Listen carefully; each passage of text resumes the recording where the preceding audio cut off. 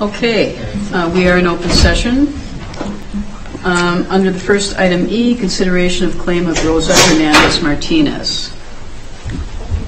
I would move that we pay the claim in the amount of $456.77. Yeah.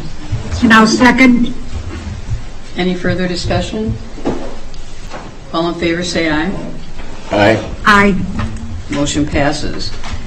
Item F, consideration of claim of Jennifer Jin Andrew McCarthy. Move to deny. Second. Any further discussion? No, it's just based on the discussion in closed session. All in favor, say aye. Aye. Aye. Motion passes. Item G, consideration of claim of Dan Groth and Sarah Roller Groth. Move to deny. Second.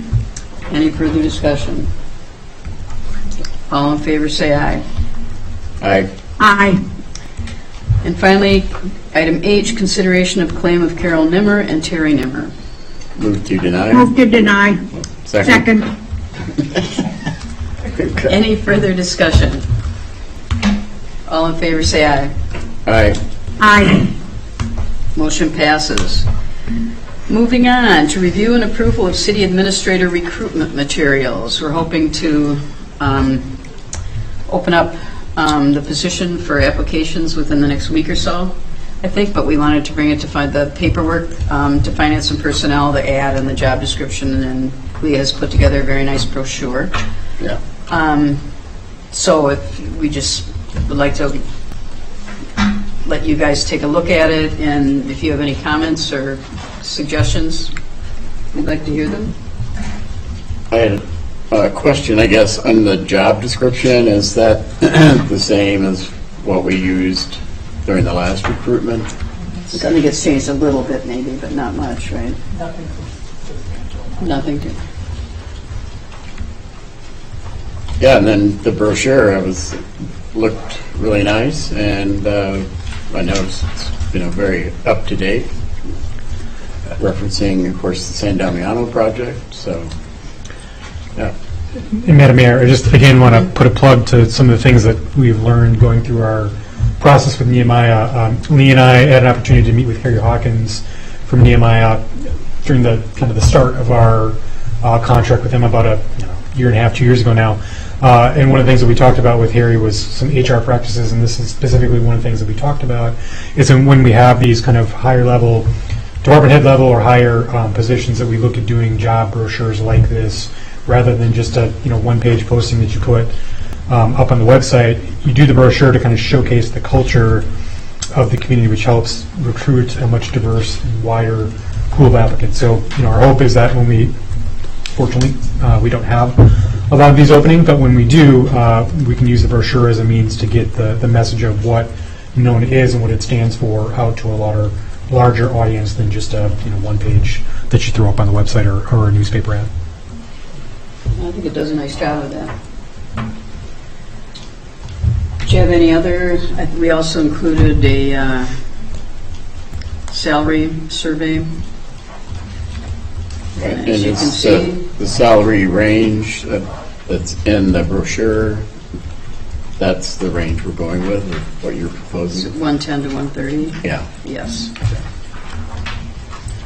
As you can see, we're a little low right now, so Yeah. in comparison, but much better than we were 3 months ago. So. Any other questions or comments? Kathy, do you have anything? Well, no, I just, because I don't have it in front of me right now, because I can't double screen stuff. In terms of where we promote the job, the position, I mean, I'm assuming we will go into the Hispanic and and all of the minority local newspapers or media to recruit as well. Mm-hmm. Yes, I think we learned a lot also with the cheap searches, and learned of some other places to post things. And right? Yeah, so just a couple comments on that. Yes, there are a number of avenues that we've used for a couple different recruitments over the last 6 months that we'll continue to use for this search. And there's a number of professional organizations that are made up of memberships of different groups of people in the public management and public administration profession that we will make sure that this gets put out in as well. So hopefully we will cover a wide selection of Excellent. sites. Thank you. Okay. Anything else? No, well, when would this get posted then? We think it may be a week from Monday. I do have one question. Okay. Does the brochure assure us that we will get candidates that are as good as Brian? Yeah. He's going to promise to come back if we don't. So, Okay.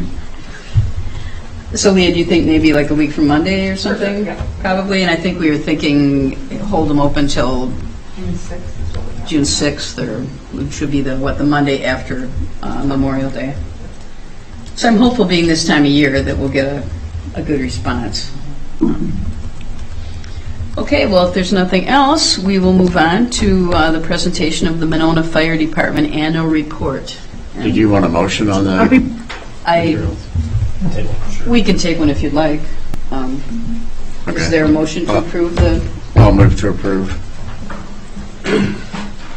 Kathy went. Lost. I will second, if that's okay. Can I second since she's left the room? Yeah. Okay. All in favor, say aye. Aye. Aye. Motion passes. Chief McMullen. Well, good evening. We're going to see if evening. the presentation works. They may need to help me with that, but I'll hand this off first so you can start looking at it when we get the presentation set up. Thank you. Thank you.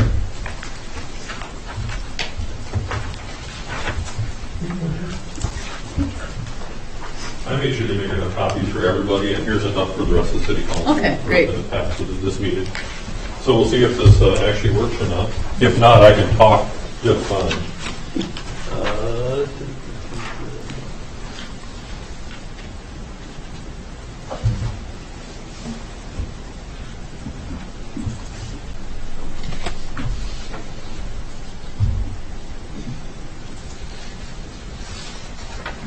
Oh, look at that, it actually works. Wow. Success. Very impressive.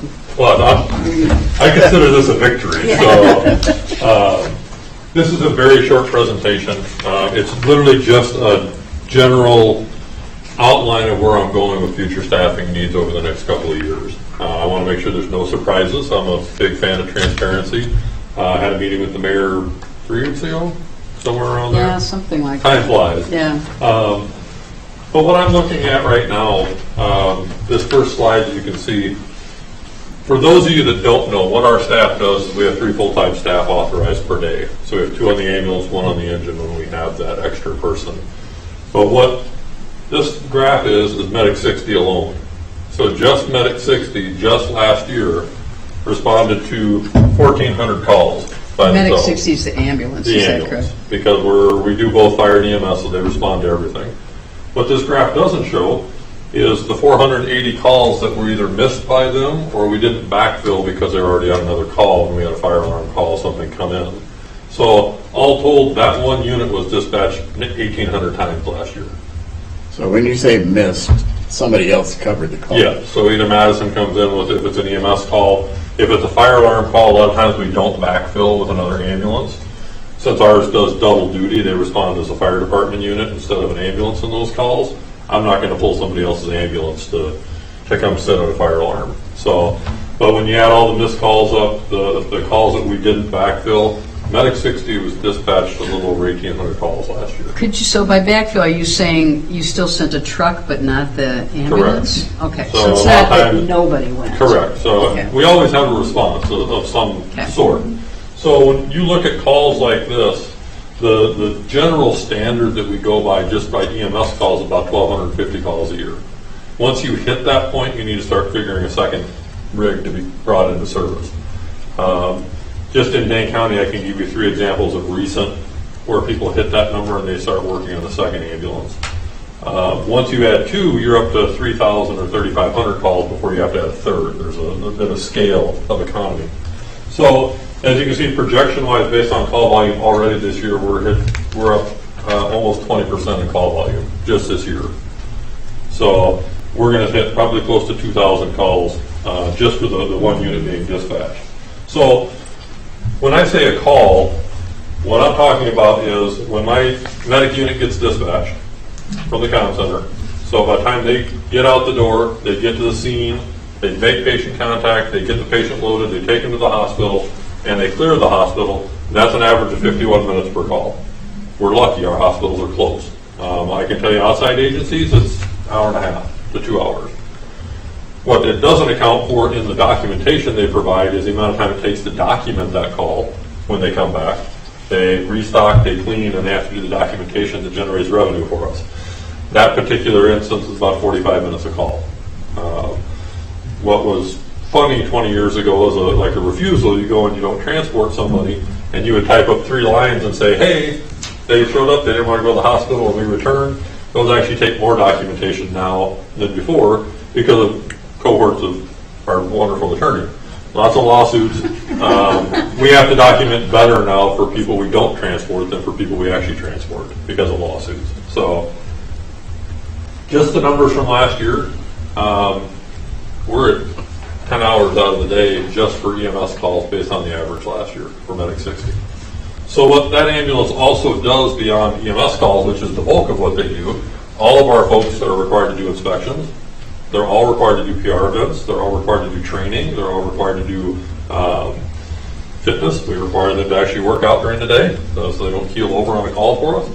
So what we're looking at right now, when I do a utilization of our rigs, we're over 50% on a 24-hour time period. They're busy 12 hours out of the day already.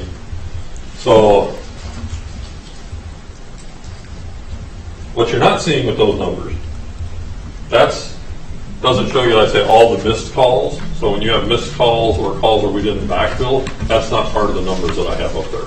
So again, when you add all that back in, we're at a little over 1,800 calls last year, so we ended up with 1,824. So Medic 60 is dispatched to all of those because that's the rig we know we have in service 24/7. We may have somebody on the engine, we may not have somebody on the engine. So that medic unit goes on everything. But for every call that we go up on average, takes 2 hours out of my staff's day.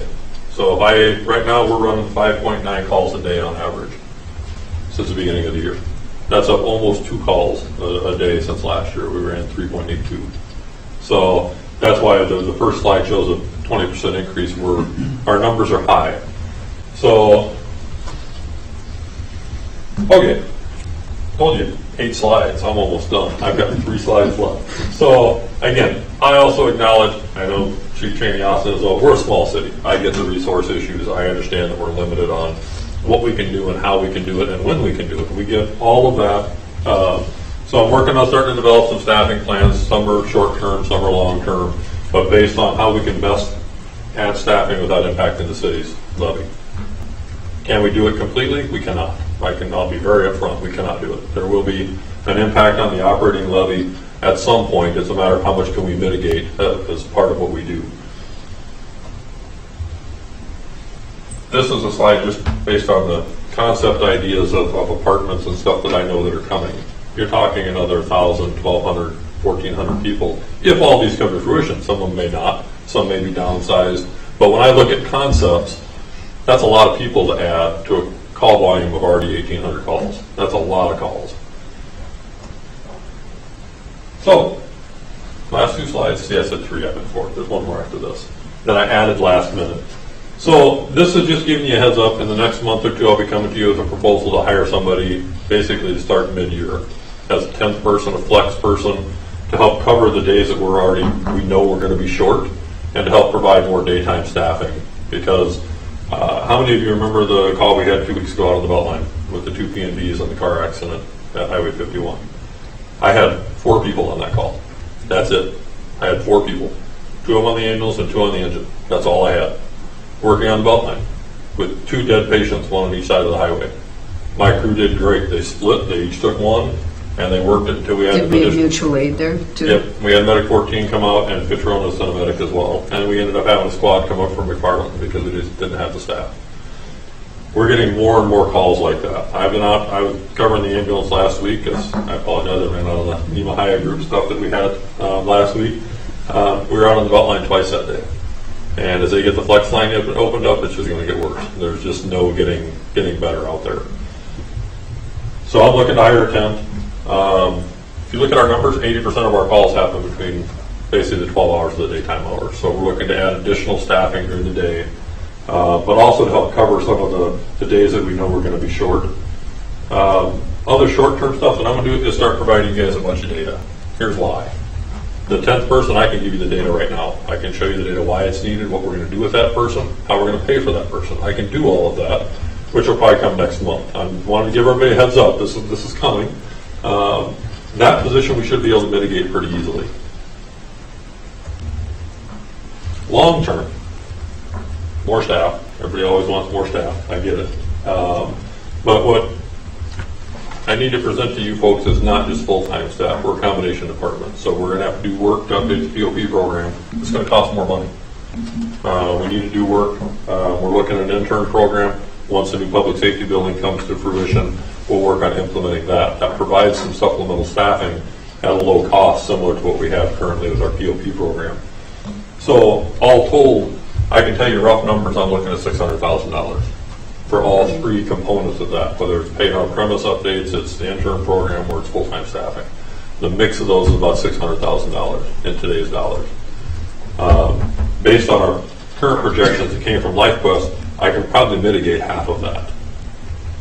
I can't mitigate the other half of it. There's just no way. So it's going to be a matter of what we pick and choose to do for staffing purposes. So,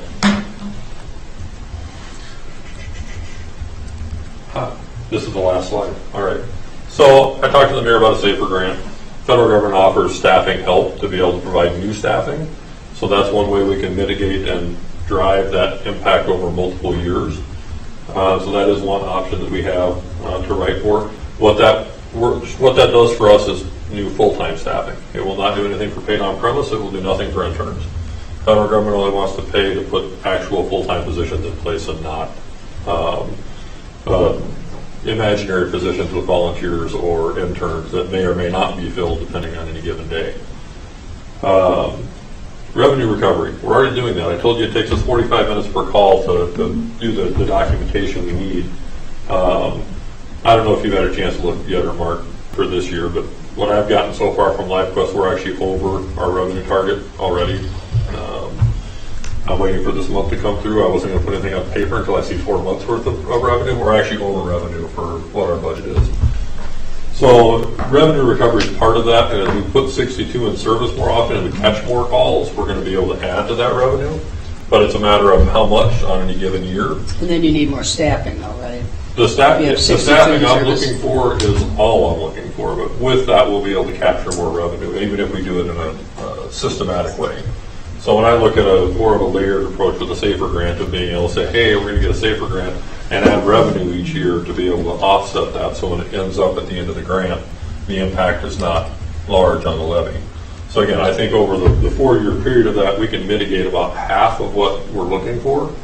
The other half, I'll continue to work on other avenues, but I want to give everybody an early heads up. We talked about it last year at budget time that we were going to try and get ahead of it staffing-wise to give everybody a heads up. This is not a 1-year solution by any means. It's a multiple-year solution. The immediate one's going to be that 10th position. I'll come back next month with hard data, hard numbers. I'd like you to meet with Mark and I about that first before you come back to council. Absolutely. I'm happy to do whatever you like. But that's the end of my little presentation. Like I say I tried to keep it brief because I've been subject to death by PowerPoint way too many times. So I'm happy to answer questions. Otherwise, you can throw stuff at me too if you want. So, Doug, did you have anything? I was looking for something to throw at him. But do you want to take down the screen so we can see if Alder Thomas has any questions? so we have. We'll get them at the next public safety meeting. what Sorry. was that? I'm sorry, Kathy, we didn't hear you. I said I'll get him at the next public safety meeting. Oh, okay. Yeah, I'd like to see, because I think you need to sit down with the numbers, because the revenue is up a little bit, so the expenses, and I don't see the big income swing that we're talking about, so I think we need to kind of sit down and figure that out. We'll kind of look at those numbers tonight. So I think we need to kind of figure that out. Absolutely. Doug, did you have something? So we have Medic 62, right? Yeah. So we do have, if we had people to staff it, we could use it more. And we are. So as you can see in the annual report, we actually started using it for the first time this year as a second ambulance. And as I have staff available, I staff it with whoever's available during the day. Today I had an EMT on. If we would have had a second call, we would have taken it. That's usually a couple days during the week. I usually have somebody. But yes, we do use it as a second ambulance. And then remind me, on mutual aid calls, do we get billed by the community? No. It's just basically we figure it all works out in the wash kind of approach? It does. I've had some early conversations with some of my cohorts, some of my colleagues in other departments, and the difficulty with mutual aid is that handshake agreement of not being billed lasts until it starts becoming an impediment on where they're running more calls in our district than they are in their own district. So, Okay. Kathy, did you have anything else? No, Okay, well, thank you very much, Sharon. thank you. Thanks. And we'll be sure we pass out these copies to the rest of the council when we get here. Thank you. Moving on to the quarterly financial report. Yeah. So if you kind of this is just the first 3 months, so just start to kind of see the patterns and what's going on. As you kind of aware, with the inflation, there's going to be some stuff that are going up. It's the stuff that we kind of need to be a little worried about, kind of watching over. But on page 49, it's kind of the general fund revenues. The one, court penalties and cost. It's only for January through February, but it's one of those things, if you project it out, I think we're probably going to be about, if it stays on the same pattern, about 40,000 under. So we'll need to be watching that number. Interest is down too on page 50, so that's another one we'll have to be kind of watching. Interest is down? Interest income Yeah. is, well, it's not down, it's not, we're Below. trending below budget, Okay. so. But based on what we were hearing, from Jeff earlier, The rates are supposed to be going, they are, I mean, if you look at what we're getting back from the banks, the rates are going up, so I'm hoping that it will eventually catch up. But I think we'll probably be a little short. okay.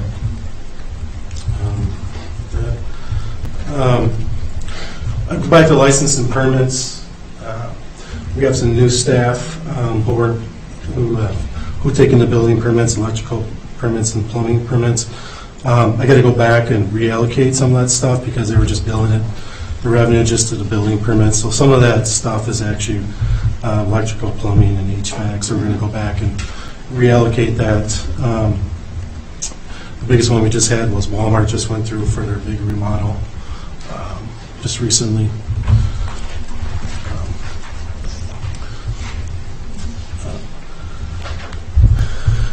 Page 51, you see the legal non-retainer. You notice there's a negative balance, just some refunds for overpayment for the 2 cases we had last year. We were charged more than we were supposed to pay. So I made some notes on there. Page 53, health insurance, retired personnel. We do have 3 people who are retired. So that'll use up that full 30,000 by year end. We budgeted.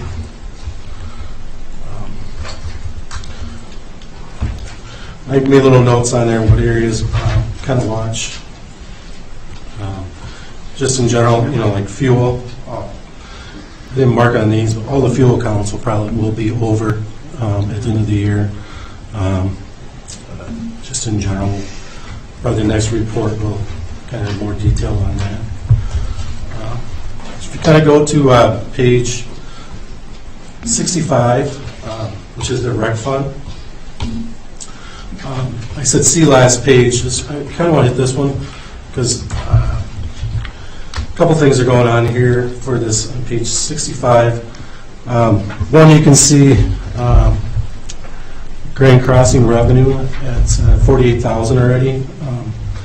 So that's basically the ice rink for the January, February, and through March. If you look at the expenses on page 66, and we did break out, the part-time people who do work down there. And you have 20,000 part-time wages already, and then it's 117. It's like the fourth one down, 117, and then they have their own separate for expenses. Second to the last one, about 14,000. So total of 34,000 compared to revenues of 48. Granted, there's some administration time to be in there, so that has been very successful, as you can tell. But if you kind of go to page 87, because those accounts are hard to figure out really what's going on, if you really want to look at it. Page 87, as you can see, the community center, it's right where it's supposed to be. I think for the rec department, I just kind of want to hit this one. As you notice, this is other revenues of 218,000. In the expenditures of 136. So basically your revenues coming in right now, your expenditures 136. It's doing really, really well. So his revenues are already covering all of the expenditures. He'll be covering just what he has right now for a couple months or so before they would even go into the property tax money. So very successful programs right there. These are last year's. What's that? These are last year's numbers? No, these are this year's through March this year. Okay. So the first 3 months with those numbers.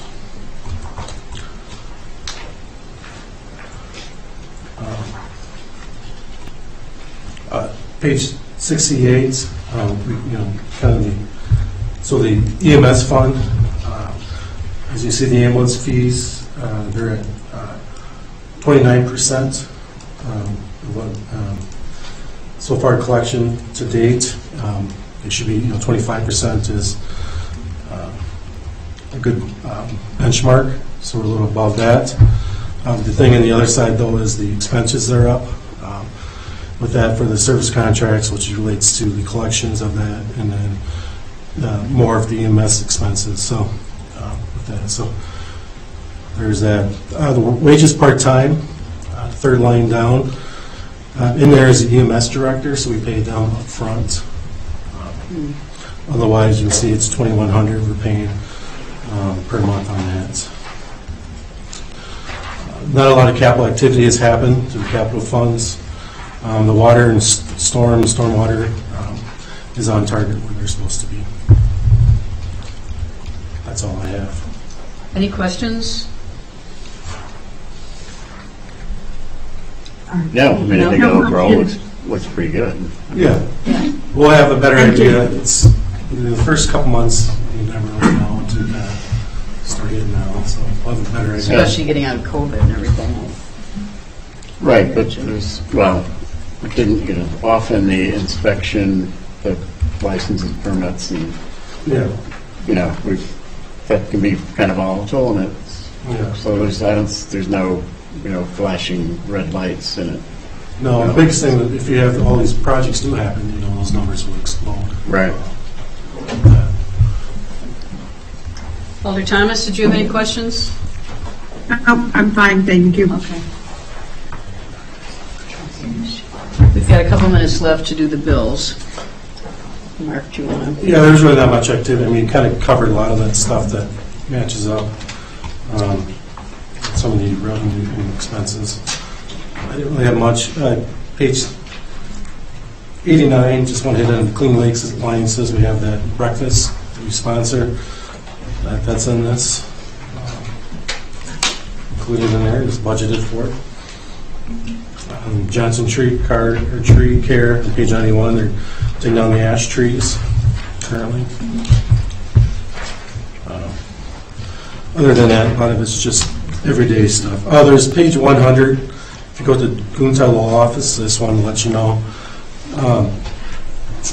there is a claim for $21,395 that actually was voided. After we put the check in, we realized that we already had our amount. And so we talked to them, and we were told to void that check. So that actually is a void check. Because What is it going to be? we reached their maximum already, so Oh, okay. it's be zero. Be zero. Okay, good. That's all I have. That's everything? Yeah. Any questions?